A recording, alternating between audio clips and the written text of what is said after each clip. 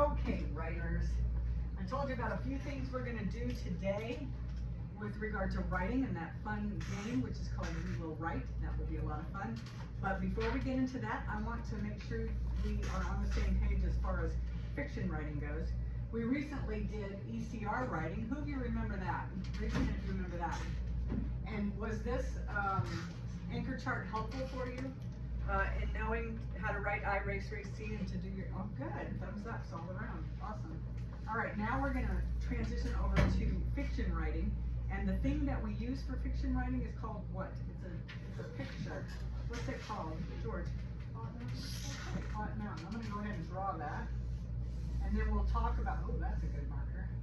And then we'll talk about what's in it, okay? So this is fiction writing, which is what our assignment is going to be next. Those little books I told you about? Okay. Okay, so in fiction writing, we follow the plot mountain. Who can tell me what the beginning of the mountain includes?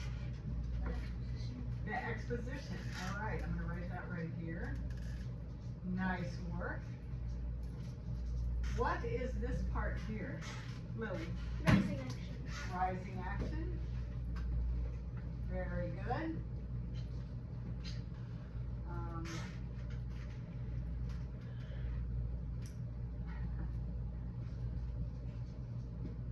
How about the top here? Good girl. Climax. The climax. Good job. And this part here? Jenna? Falling action. Falling action. Awesome.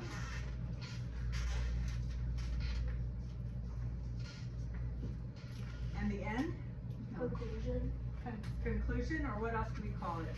Jackson? Resolution. Resolution. It is the conclusion. It's the end of the story. We call it resolution because that's what we call it. I'm just gonna set myself a little timer here so we make sure we don't go overboard.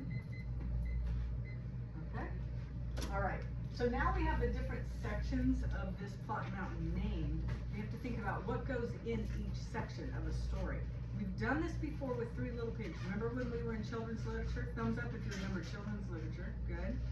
That's when we talked about Three Little Pigs, and we made a poster, and we did the plot mountain, and we put what happened in each section. We're going to do that again, but we don't have to use. Well, let's do that. Let's use Three Little Pigs.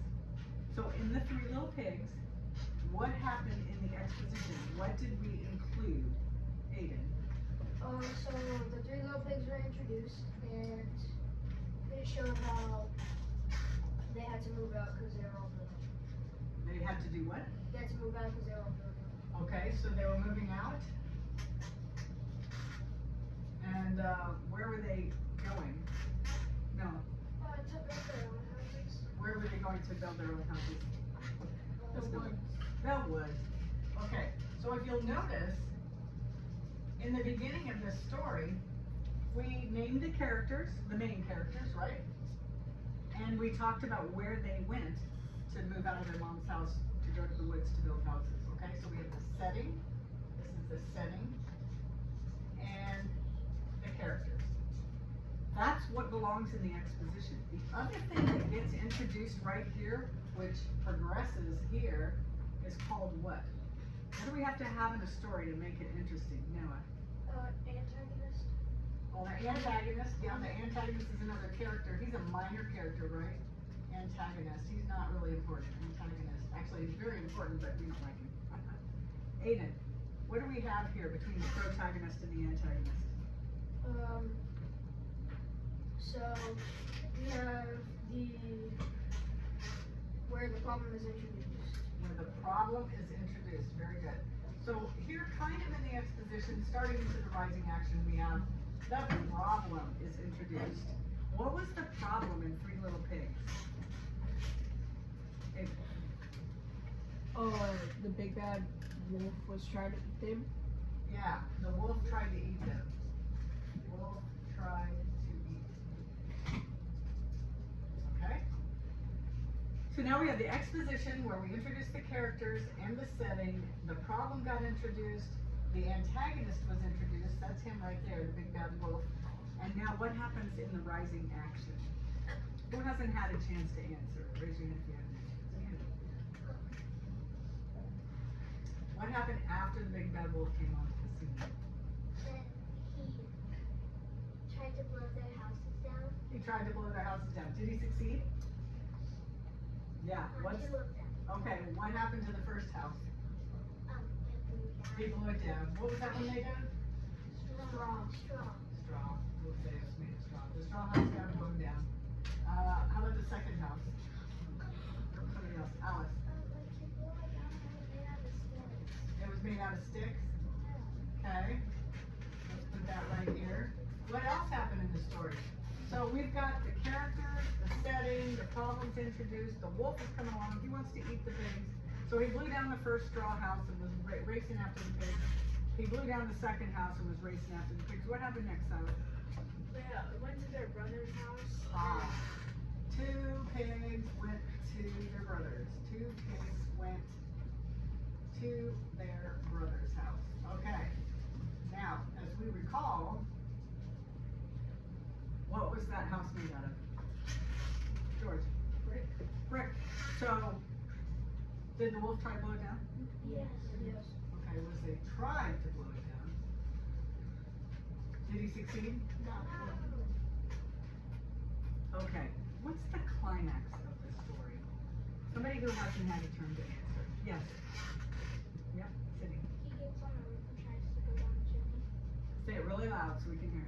He gets on the roof and tries to go down the chimney. He gets on the roof and tries to go down the chimney, right? All right, so the wolf is on the roof, trying to go down the chimney. What do we call the climax? What's the other word for it?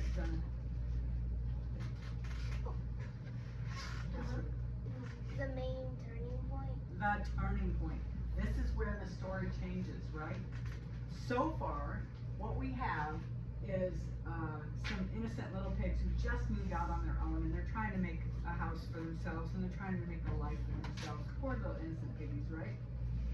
And they build their houses thinking they're okay. Well, the way we tell the story is the first two were a little bit lazy, right? Is that right? Thumbs up if you think they were a little bit lazy. But that's still okay. They're poor little innocent piggies. And along comes the big bad wolf, who is the antagonist in the story, and he wants to eat them. And of course, you have to have a conflict in a story. It's not interesting. So as that story goes, he blows down the first house. That pig runs to the other one's house.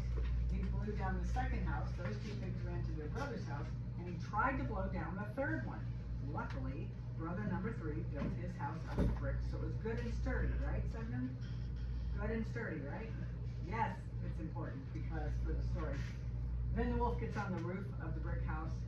And we have the turning point. No longer is he chasing the pigs and he's the big bad wolf. Now he falls down the chimney and what happens to him? Somebody who hasn't answered yet. Tell me. Well, you answered it. Tell me. He got boiled alive. He got boiled alive. He went down the chimney. He ended up in a pot of soup over a roaring fire.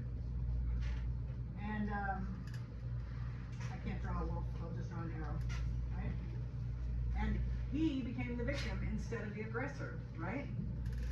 So it's the turning point. That's what we call the climax of the story, the turning point, where the story changes, where the perspective changes a little bit. So are they as afraid of the big bad wolf as they used to be once he went into the pot? No, he's gone. He's out of the story. They're gonna live. How are they gonna live? What does the story say at the end? No. Happily ever after. Happily ever after. Okay, so what goes in the following action? He fell into the pot. What's next? Yes. So they just really live in the house. Okay, but right after he falls into the pot, we have to write something in the following. Okay. He gets cooked. So yeah, he gets cooked. They just covered the lid. They put the cover on. Put the cover on. He gets cooked. Okay. And then, what do we say? You said it. They all live happily ever after. happily ever after. That's the, what is it called? Resolution. Resolution. Okay, so when you look at a story, You can take a story you already know, like this one, and you can plot it on the mountain. That's why it's called a plot mountain, because it is the plot of the story. It's what happens in the story. Plus you can plot it like you plot points on a grid for Miss Whitten, yes. And you can say what happens in the story. Likewise, when you're writing a story, do you think you could put an empty plot mountain and put some things in it to say what's going to happen in your story? Do you think that might work? Thumbs up if you think you might try that strategy. That's actually not a bad strategy for writing a story. You start with the empty one. I wonder if I could do that. Let's create a story, shall we? Real quick. Just a real quick story.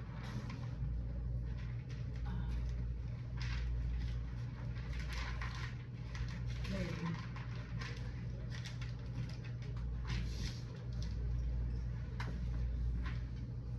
Okay. What's the story about? Astrid? A roller coaster ride. A roller coaster ride? Okay, we're gonna call it the roller coaster. Because like the plot mountain. Yeah. What happens in the beginning of this story? Remember, we're gonna play that game later. We will write, or we're gonna take the story cubes and write a story. So let's pretend we're writing a story right now together. What happens in the beginning? They're waiting in line. They're in line. Very good. And who's they? This is the setting. They're in line, right? Who are the characters? Name a character. George. George, you're in line. Who's with you? I know. Kitty. Kippy? Kitty. Candace. I know. Who else, Noah? Gub Gub. Gum Gum? Gub Gub. Gum Gum. I don't know who that is. But we'll put him up here. They're in line, so we have the characters in the setting. Oh, what happens right here? What happens here? Gabriel. Oh, what happens here, George? They get on the Okay, hold on. What do we have right here? I know. Oh, no. The problem, so like the problem is they maybe like hear some scary stuff about the roller coaster and I don't want to go on it anymore. Oh, maybe they hear some scary stuff about the roller coaster. So scary report. They get a scary report about the roller coaster. That's a problem, right? I wonder what's gonna happen next. They want to get off the ride, but the cars don't let them. Oh, they want to get off. But they're stuck, okay? They're stuck. What happens next? Somebody who hasn't had a turn. What happens next? Suddenly, what do you think? They're stuck in the car. Do they scream? Do they cry? Do they yell down, help? Like on the top of a Ferris wheel when you get stuck? I guess they get like scared. They get scared? Okay, they're scared. I'd be scared. Then what happens? Maybe like one of them passes out when it goes down. When it goes down? Like But the they're drop. stuck. Oh, the drop. Well, that's right. It's a roller coaster. But they're stuck. But they're stuck. They're not going anywhere just yet. Yes. They have to go pee, but they're already on. Oh, I know. That's another problem. We could put that right here too, couldn't we? Noah. Wait, is this the climax or is it? Well, we're getting awfully close, aren't we? Yeah, I was gonna say like, it like gets unstuck because it was all burning. It gets unstuck. What if? What? You have one? What if they're getting closer to the drop? Oh, what if they're getting closer to the drop? Yes, they are. Getting closer to that scary drop. And they think, oh my goodness, we got to get out of here. But this is a fantasy, right? What if they are wearing their backpacks? And what's in the backpack? No, I know. I would. A parachute. Oh, they pull out their parachutes. They pull out their parachutes. And just as the ride, parachutes. And just as the ride gets to the top and is ready to plunge down the scariest part of the ride, what do they do? What do you do? You pulled out your parachute. What do you do? Well, you're out of it. You can get out of the car, right? The thing's about to go down. What are you going to do with your parachute? What are they going to do? Jump out and Jump out and float down to safety. Okay, so they jump out. Actually, that might be the climax, do you think? Yep. Okay, we're gonna put that right there. And then they land, right? Do they land? Yeah, they land, and then the resolution. Wait, I said resolution. They land safely. Yep, the resolution's next, right? They go and get snacks. They go get snacks. And live happily ever after. And they live happily ever after. Whoops. The end. So, what's this part of the,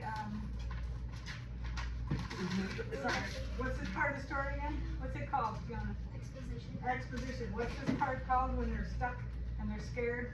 Sydney. What's this part at the top, Layla? Climax. What's this part on the side, Seven? Like that. Yeah. Following. Falling action. Excellent. Kennedy, what's this part called? The resolution. Yes, very good. Gabriel, you have something else to No, add? I was just gonna say what they were. Oh, so they landed, they get snacks, and they live happily ever after. Sounds like a good story? Do you see, we just made up a story, and we plotted it on here. We could have started with the climax. We could have said, okay, these guys are gonna get stuck. My story's gonna be these guys get stuck on a roller coaster. And at the very top of the roller coaster, right before they go down, it's a very scary ride. And they think something's wrong with the roller coaster. So they really don't want to be on it. But then they remember, they've got their backpacks, and their backpacks have their parachutes in them. So they grab their parachutes just as the car comes over the top of the roller coaster and starts to plunge down into certain death. And they jump off the roller coaster and float down to safety with their parachutes. And they all live happily ever after. Well, that's not really it. Yeah, you see what I mean? You could start there. And then you could go, okay, who are they? And where are they? And how did the scary start get introduced? And oh, you could add an antagonist. Who's the antagonist? Maybe it's the guy who ran the ride. What did he do? He made them go when they asked to stop. He made them go when they asked to stop. See, we could put that in there too. Yeah. Yes, what else? And also you can put like a guy that got in front of them. You could put a guy in front of them who's like screaming the whole time or making a scene or whatever, yeah? Oh, you could put like a bully who calls them wimps for not going on. Right. Oh my goodness, you could add so much. So when you get ready to write your fiction stories about your social studies character, think about things like, who do I want in the beginning? What do I want in the beginning? Where are they? What time is it? Is it olden days? It probably will be for most of you. And who are the characters? And then what happens? What's the problem? What happens first? What happens next? What happens after that? What's the turning point or the most exciting or the most scary part of my story? And just plot it in here. And then what happens after that? After the scary part is over, and then how is it going to end? So those are the parts you're going to think about. You can plot it on a piece of paper. You can plot it on a small piece, so you don't have to hold it on the wall like this. And that can be part of your plan for your story. Okay. Did you get what I was talking about? Thumbs up if you got it. Sideways if you're not quite sure what I'm talking about. And thumbs down if you are totally lost. Oh look, they're all thumbs up. I'm happy to see that. Okay. Next thing we're going to do is some creative writing. And then we'll, as you research your characters, we'll get to the point where you start writing about them and we do a fun